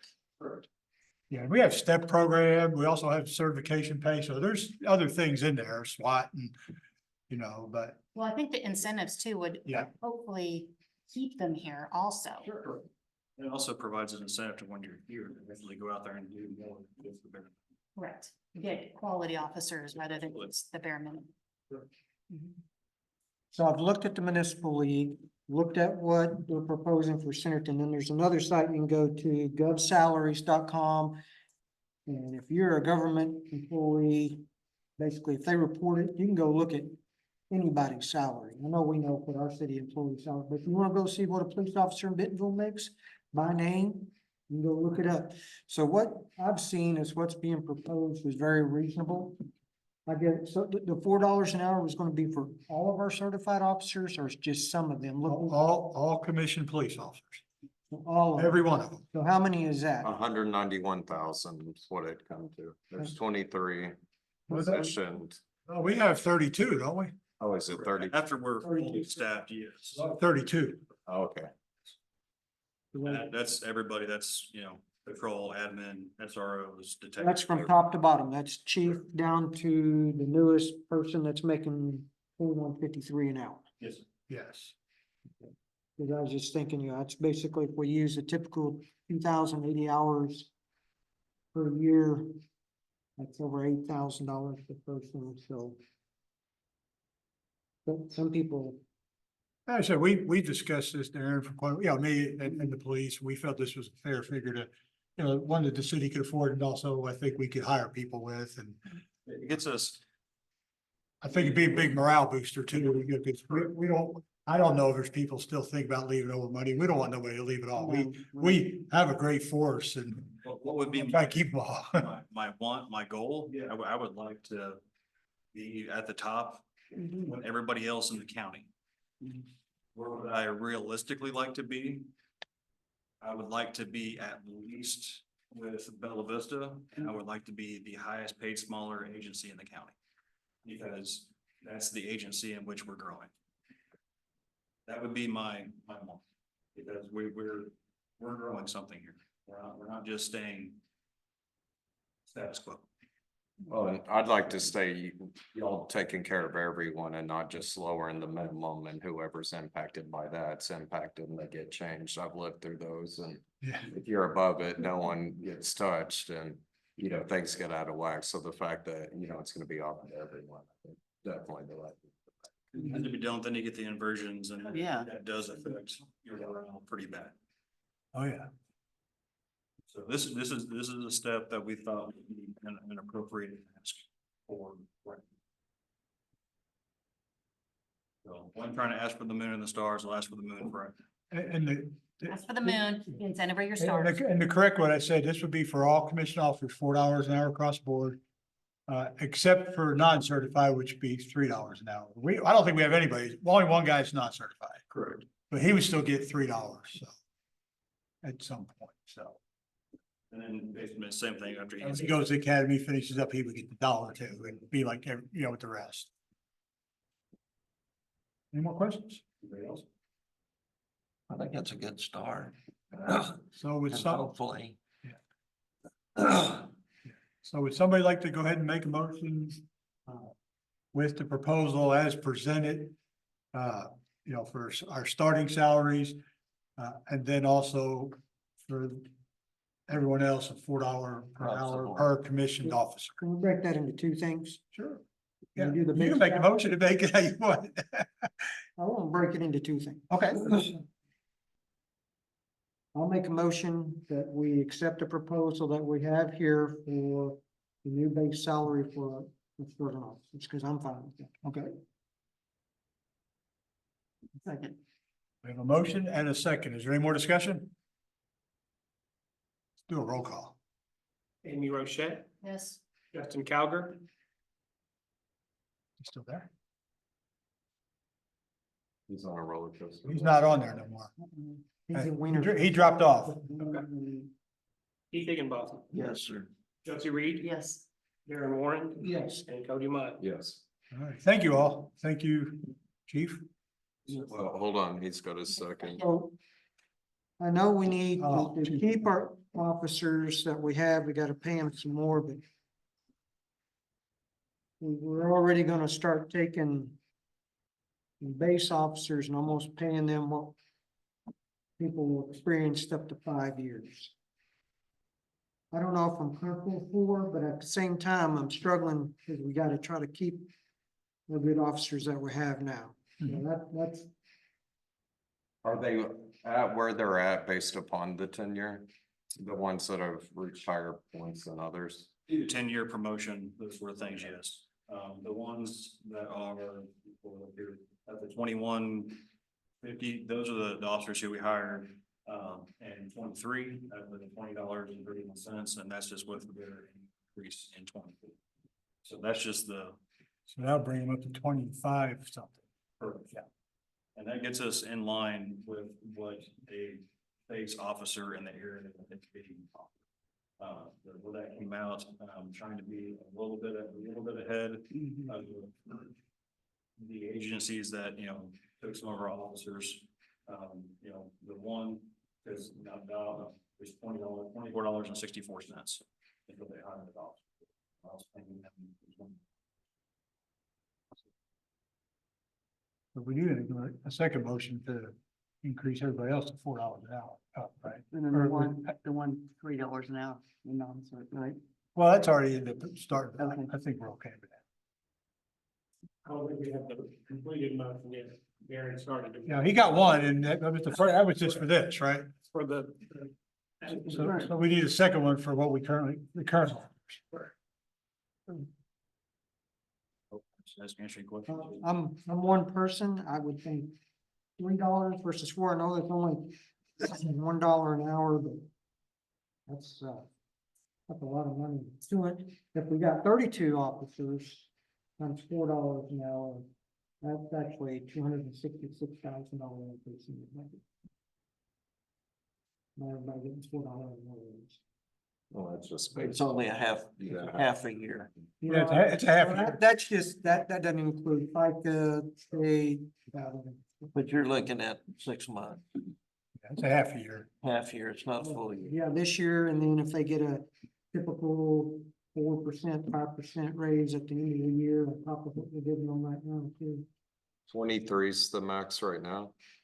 Or 23 is the max for a new person, And that's for certified? certified with 5 years. Got it. But if you raise just the beginning officer $4, You raise them all. then you're looking, I agree. then you're looking at raising starting officer to close to what existing officers are making. You can get that one guy quitting and hire him back for No, I think. I was thinking I done the same thing. Officers that are below what we just approved need to be taken up to. Well, they got raises though. On since- one voice, people can make a motion. I'm gonna make a motion, $4 an hour for the existing officers. Just across the board. And can you add to that motion effective 6/17? Because that's the start of the next pay period. We don't want to do it in the middle of pay period. That'd be- Exactly. And at the beginning of the next pay period, Okay, which would be Monday. Centerton police officers will be getting a $4 raise an Cross- hour. okay, crossword. All right, we have a motion, we have a second? Wait, I'm a little confused. Isn't that what we just? No, you only did the starting. For the start. He made two. Wait, hang on a second. We changed our base pay. Now we're looking at giving everybody $4 an hour. Wait, And it would, Current it would, officers. Whether- can I get one person to talk, please? Sorry, I'm confused. Okay. The Centerton proposal that we just approved.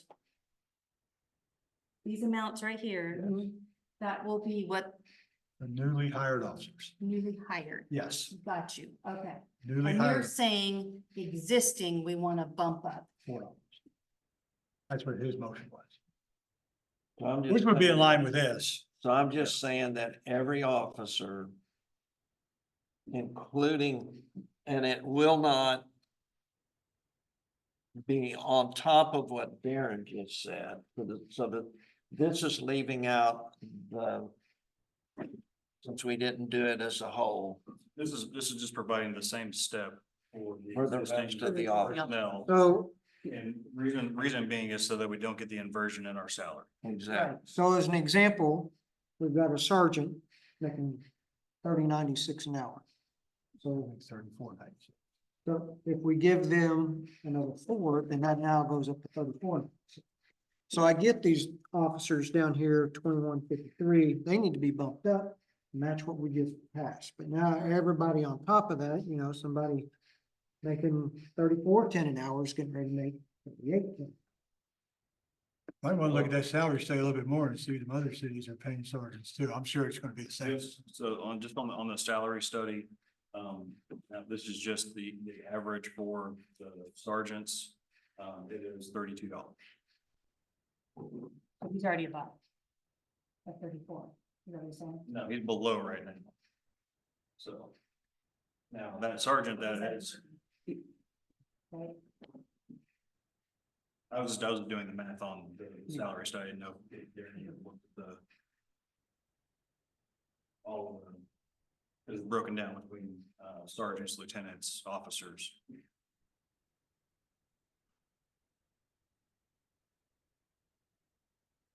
So basically, Darren, you're saying you want to give everybody a $4 raise. That's his motion. That's your. Keith's motion, yes. What was your motion, Darren? Darren's was just the starting. Gotcha. Just the starting. So just like with Sergeant Pollock, Sergeant Pollock's been one of our sergeants for many years. That's why- 9 years. I just did his bonus thing. So that's why he's where he's at. But even at 9 years, being with the city, even currently by the municipal salary study, he's still at least $1 under the average. And that's what being 9 years. Why don't we split that and do $2 instead of? I don't think $2 is enough. I think I agree with Keith. I think it needs to be 4. We've already seen examples of, we've got officers that are leaving. We don't want them to leave, and the ones that are paid higher, there's reasons they're paid higher. Well, I get that. They didn't come in at that wage, you know, it's long tenure, it's just their job responsibilities, there's just a lot of different factors in there. So I think I'm in agreement with Keith, I'll second that motion of $4 an hour for all the current officers. Okay, so we have a motion and we have a second. Is there any further discussion? Let's see if Justin made it back. He did not. Okay, roll call, sir. Amy Rochette, No, not on the $4. Keith Higginbotham, Yes, sir. Josie Reed, Yes. Darren Warren, No, and Cody Miles. Yes. That's 3-2, but do you need me to vote to make it 2/3? Or no? If you do, I'll vote yes also, but that's not, no, it's not a tie, but I think you have to have 2/3 vote. It's 3, is that enough? 3 out of 5? I think I believe that we're fine, but Well, for the record, I mean, if my vote was needed, I would be yes also. Just in case. All right, I would like to see those some incentives. Other than just bumping everybody up, because. I mean, we do that every year, we just keep bumping people up. Instead, I would like to see incentives. So previously, everybody's kind of hovered, and he's kind of up on your, whenever you gave your merits or your steps, everybody's kind of floated up. Well, within the last, probably 5-6 years, everybody makes these like, it's crazy. I mean, something that's for us is unprecedented, period, up until recently. I would like to add something to what Amy's saying though, because she's on to something. But I think we should maybe look at all of our folks for instead of not just the one department. I mean, and that's something we can start looking at and, you I'm know. just saying, if yeah. we're talking specifically for the police. That's something that Them. I think, this is where I think each department needs to Figure out something. themselves. yeah, every 2 or 3 years probably need to look at everything. I think we've talked about this when we were talking about this, is instead of, you know. Pretty soon, I'm gonna apply for the police department. I mean. We have 3 openings for you. We can start you at 2331. Today. Don't give her a car though. No car for you. Here. But I think incentives, I'll give you a dump I truck. was gonna say that, but I decided. I think the incentives need to be based upon individual department. Yes, Because yes, my expertise I doesn't agree. fall over to. the I agree. Right. Correct. I don't know how many hours Lorraine's people need. no clue. Oh, great. No, I agree. So that's where it needs to be done based upon the individuals in the department that working through it with the staff. Absolutely. And I think that's to maybe Darren's point with, what Bentonville's doing. I don't know if all of cities are doing, but again, that will set us apart. Like, hey, not only does Centerton pay pretty good, but look at that. They're getting all these incentives and stuff like that. I can make 20 grand more than my base salary. But I want to have something, I'm a very firm believer in education.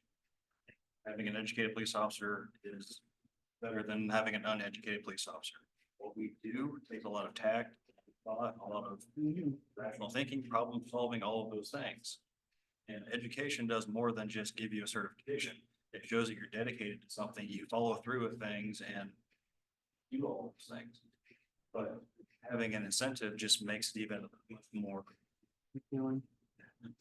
So it's not, I won't say incentive, but it puts something out there for you to reach you.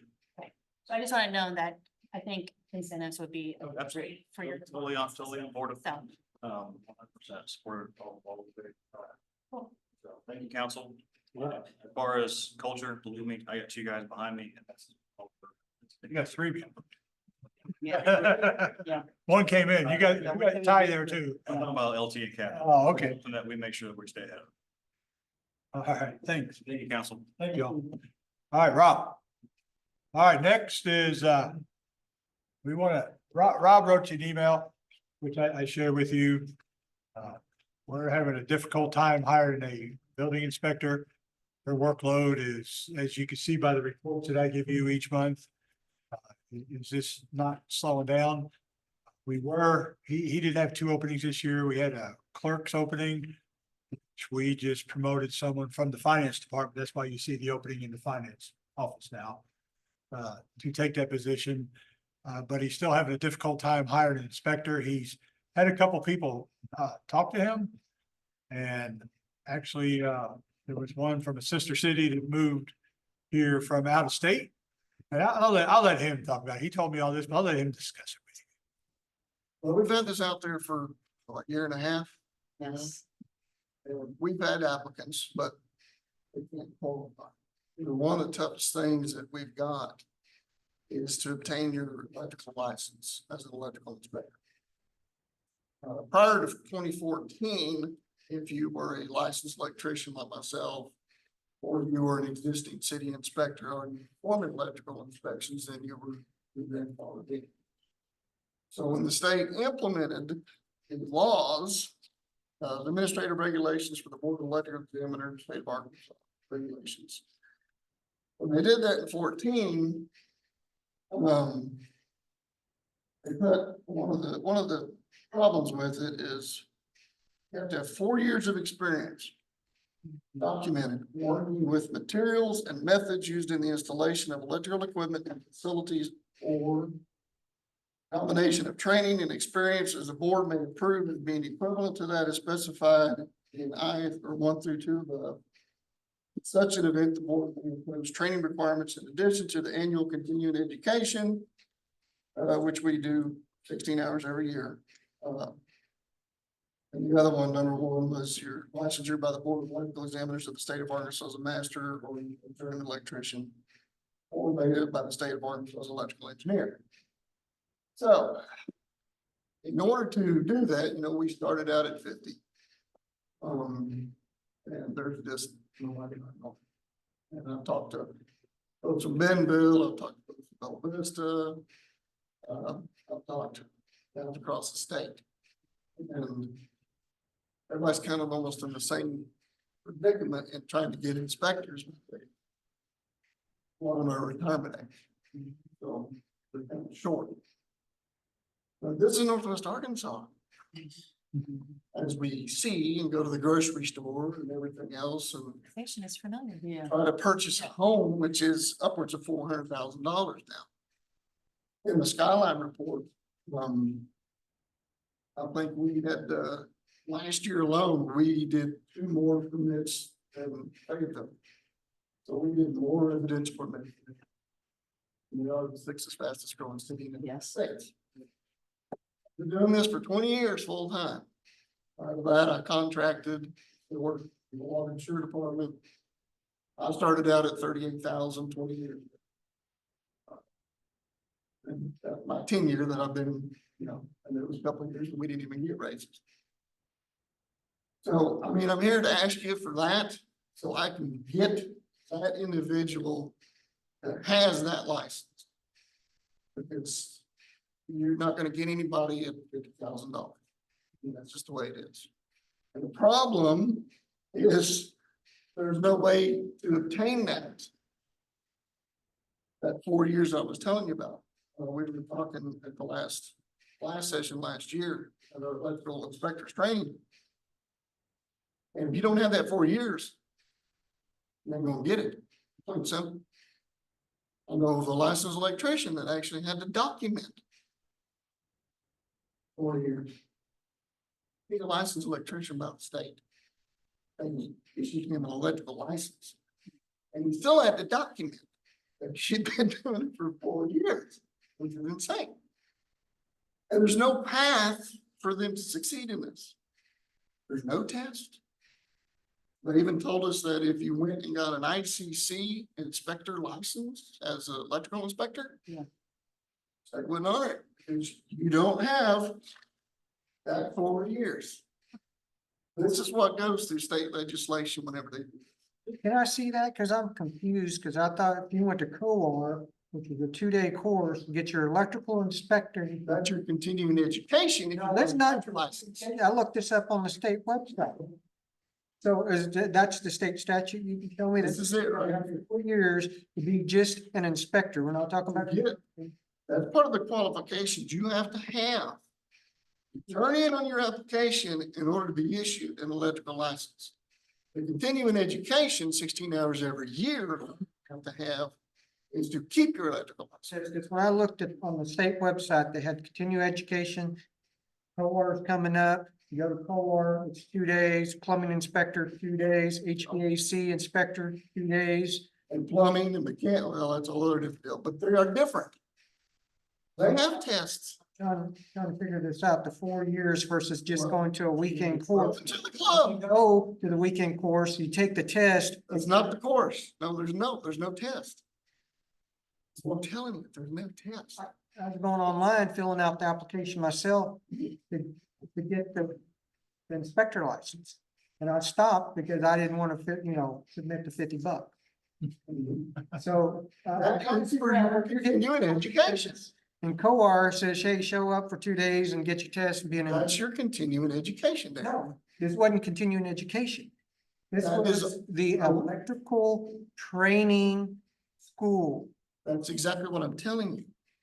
That's what that is. There are electrical schools. The Corps doesn't do electrical school. The state, along with the IAEA, they changed it. We have 2 classes. An 8-hour class one day and another 8-hour class another day. One is put on by the state and one is put on by them. And that's 16 hours that you have to have every year. Yeah, and this As is, a licensed electrical inspector. this didn't say anything. You gotta get the license first. Because I know you can go to Denver for a couple of weeks, do the ICC and then take your test, come back. I just told you. No, I'm not, I'm talking about for the IRC, ICC. Yes, but that's not what we're talking about. Yeah. We're talking about the state of Arkansas giving you a license as an electrical inspector. When they set this up, the man in charge did it intentionally. Well, I'm asking to see that the state, Yeah, right. you gotta have 4 years. Look there, Because when I was looking, I didn't see that part. right here. All right. Thank you. Got you 4 years. That's what you have That's to what turn you're in. asking us to pay people is what people have been doing building inspection for 20 years and all of a sudden we're gonna pay them 62,000, which puts them at the top of what most people in the state of Arkansas get paid as an inspector. When you look at, so 60,000 is the top 75% here that municipal league provided. Well, if you look at the Go to municipal, salaries, that look at the municipal, puts you in the they're in there. 80-90% percentile, that we're gonna hire someone brand new in the code for building inspection. That has that license already. Karen, what, It's an electric. what statute is that? this doesn't have a statute number. But this does start with electrical inspectors definition.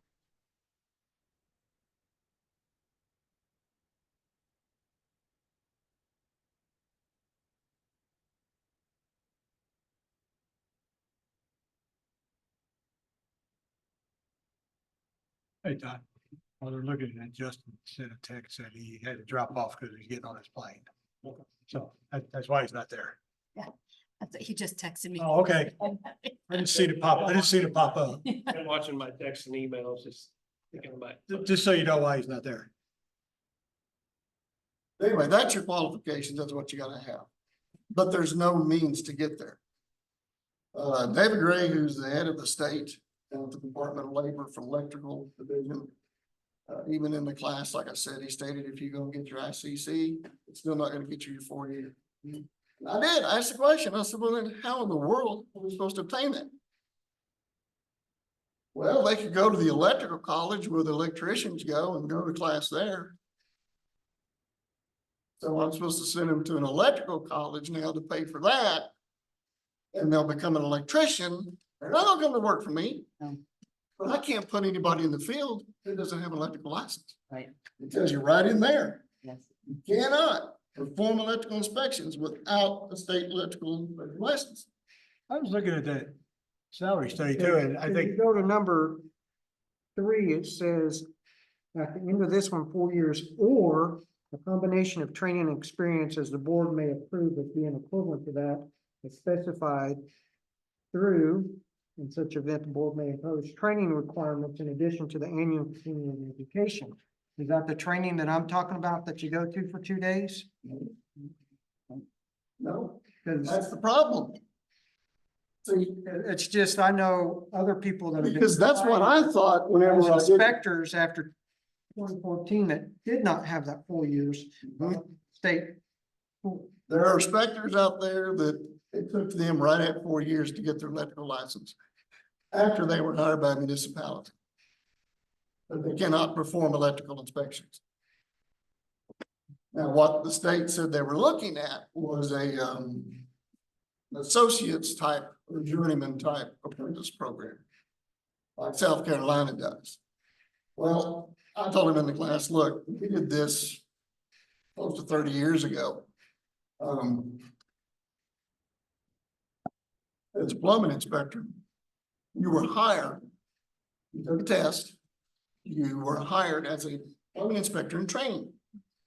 For 2 years, that's what you were. Unless you were already a licensed plumber like myself and stuff, you took the test, you were done. So after 2 years, you're no longer a plumbing inspector in training, you're a plumbing inspector. Well, eventually they realized don't really need to do that.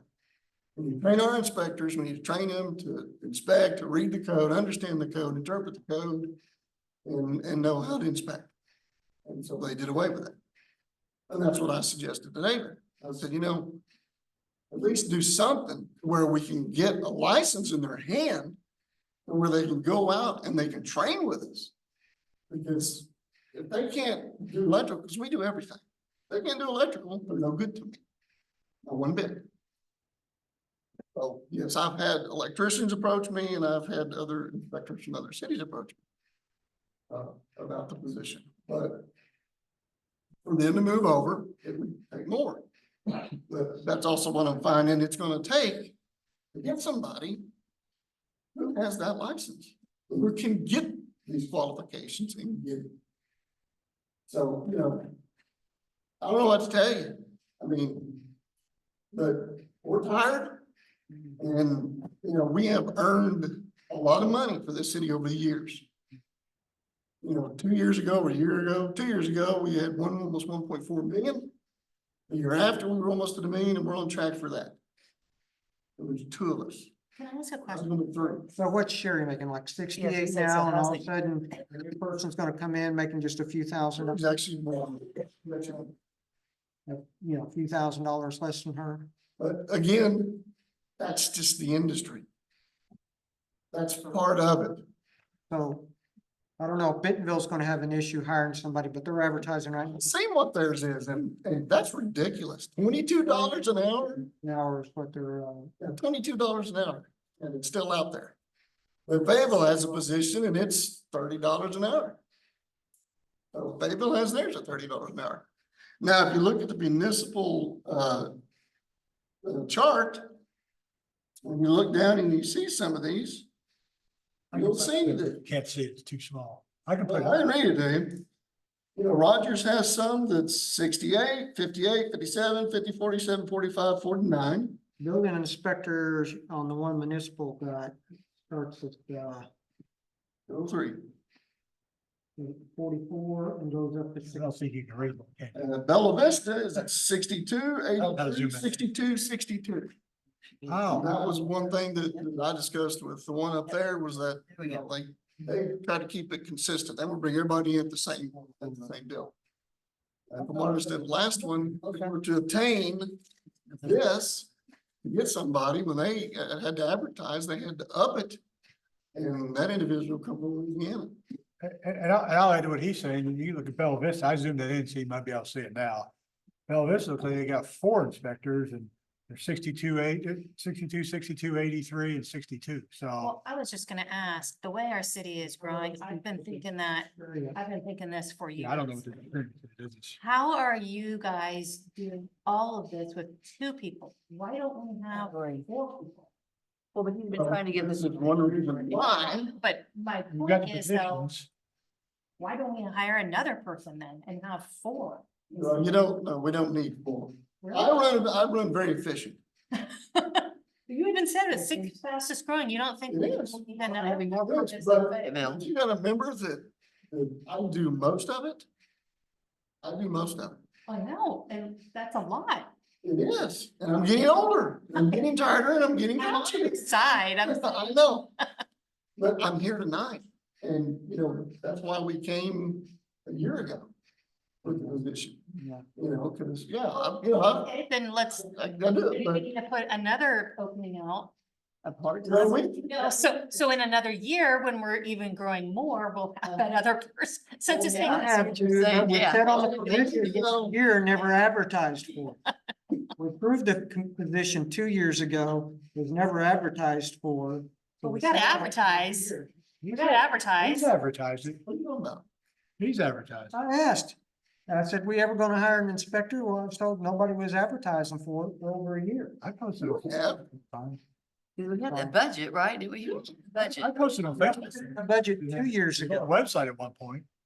Cause we haven't got anybody with the qualifications, My question is, do you think we need another one? not yet.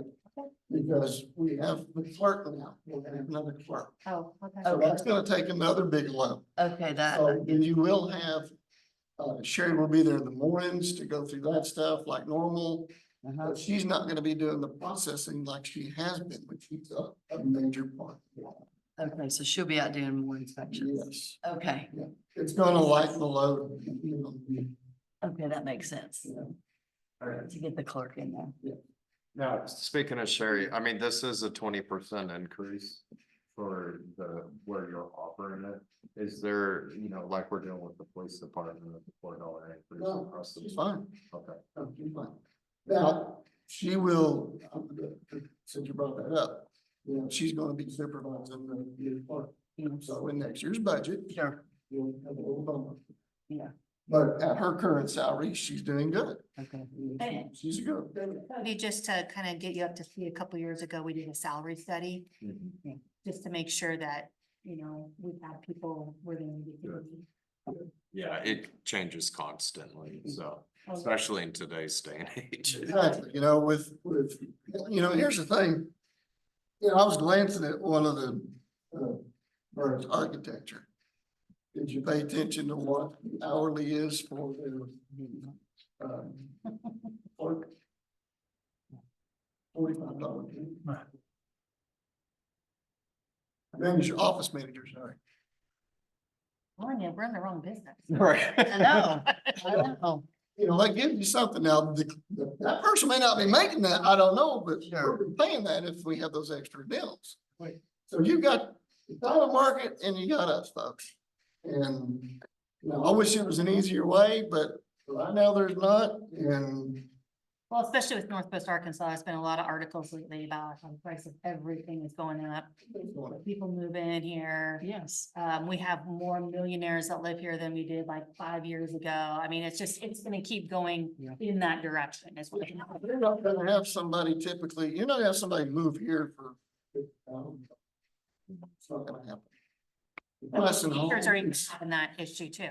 Right. there's a problem. You know, and as long as we have folks that are moving in, price is gonna continue to go up. Yep. Now, at some point, there's gotta be a counterbalance because those folks that are out there building those homes, they get chopped at every chance they get to cut their pay and everything. This guy does it cheaper, and this guy does it cheaper. They've never done that, and, Sure, it's to code. Right. yes, and that makes it difficult sometimes. It does. Most guys do the right thing, but as we always say, code is the minimum. That's the minimum. Some guys go above and beyond. Some just meet minimum, some struggle to meet minimum. So, how have I done it? We've done it for so long. We've got a system in BSNA. When we switch to that system to where they have to schedule their inspections and it automatically sends the emails to where we don't have to mess with that. Huge time saver, huge time saver. That takes up one person's job right there immediately. Huge load off. And, by doing the emails and stuff like that, we have a record of the stuff. Folks be like, I can't get a hold of him. He won't answer his phone. Well, it's because he don't have a phone from the city. He has an iPad. You send him an email with your questions. That way I have a record of it and they have a record. So, but I mean, that's what we're here for. I've given this a year and a half. I did have one, but that individual was not a fit for us. I've recently been from another city. And it was not a good deal. And HR has the stuff on that. That's all I'm gonna say. Yeah, I had a couple that I thought that would jump on it. But they didn't. And they were, one of them was definitely already qualified to. They wanted it. So, and I understand that. This is not an easy job. It's a stressful job. So we got any more questions? Amy, did you want to make a motion? You said you supported it. Sure, I'll make a motion. To approve the increase $30 an hour. to $30 an hour, yes. Okay, you have a second? Second. Do a roll call on that one too, Todd. Amy Rochette, Yes. is Justin back? No, he's not back. Not back, not coming back. No, he's on a plane. All right. Well, What are you thinking about? yes. Josie Reed, Yes. Darren Warren, No. and Cody Miles. Yes. Okay, thank you. And just to let you know, that's Up to, yeah. Right. So you get two. So Yes. under other business, I got a couple things for you real quick. First, in your Dropbox, Josie has provided me the chamber update. It's there for your reading. They've made a lot of progress, a lot of things happening with them. So she wanted to give a monthly report, or John did, I guess. Somebody gave it, so I wanted to Yes, put well, it. I want to make sure that the council was being updated monthly on this. Yeah, so I just wanted you to have that. Also, on the community center, we did talk about the police getting 9 RFQs. We got 17. We received 17 RFQs. And what I asked the staff to do, and y'all had Dropbox too, I gave y'all access to look at them also, but I had my staff look at them, give me their recommendations, and we narrowed it down to 11. And myself and several team members from the planning department and Nicola, our department heads were invited to attend. I recorded every meeting so they can still watch them and give me any input. We interviewed 11 and we had some very good candidates in there. We are hoping to meet the first part of next week to, try to narrow our list down, maybe do second interviews. We're just not sure yet. We'll see how that process goes. And then I'm hoping at the July council meeting, I'll have an architect picked. That we can move forward with. I'll have to get, things to Brian and all that, but we're hoping to get it done.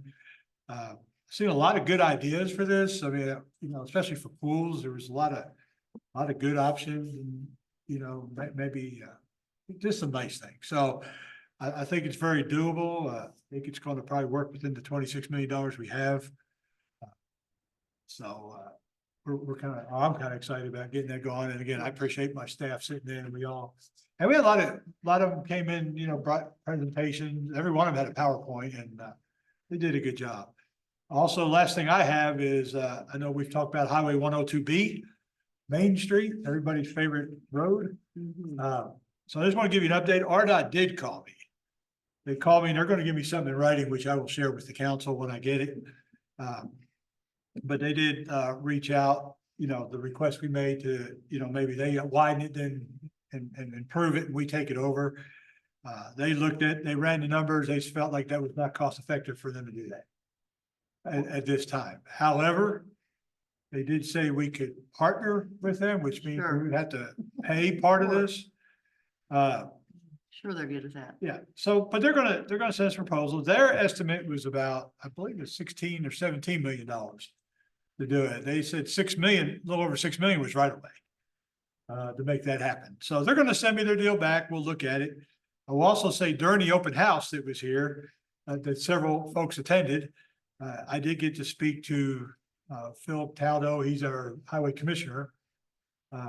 Tim Conklin was here with regional planning. He spoke with them, myself. Dr. Jones was here. And we talked to them both about 102B and also 279 South, especially with all the building going there. And we told them, but, I don't know if we're going to get anywhere. But also Tim is writing a letter to RDOT for all of Northwest Arkansas, because the next round of plans projects come out. And there's very few Northwest Arkansas projects on there. That is insane, the amount of growth that we No, have. no, we don't argue that. I mean, and that's what That we, is crazy. that's what we talked to Philip too. He knows that. I mean, he says, guys, it's like, you guys are only 6 council members. You only could do so much, he's one of 9 commissioners. And he had that same thing. You got every part of the state advocating, and he's our Northwest Arkansas. Show the growth. Where's the growth? No, I know. Maybe we need to send the Rolex too.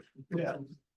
So that's all I have. I just want to give you some updates and when I get to 102B, I'll might email it out just so you have it and I'll put it. In the Yes, packet. yeah. So anybody got anything else? It'd be interesting to see where they are focusing on. Yes. Well, when I get to STIP, I will share that. That's a public record. I'll be happy to share it. Right in the middle of the 6-1. state. Right. Where they. They said Chris wouldn't give them right away, so they're gonna go away. I mean, probably the mayor. No, wait. Oh, yeah. I'm still another business. Oh, other business. Does anybody else have any other business? Okay, then, like Josie said, coffee with the mayor is Saturday at 9 o'clock in the community room. And with that, would someone like to make a motion to adjourn? We got, I gone. Do we have a second? Second. Let's do a roll call. No, all in favor? And one opposed? You're opposed? You're Oh, what?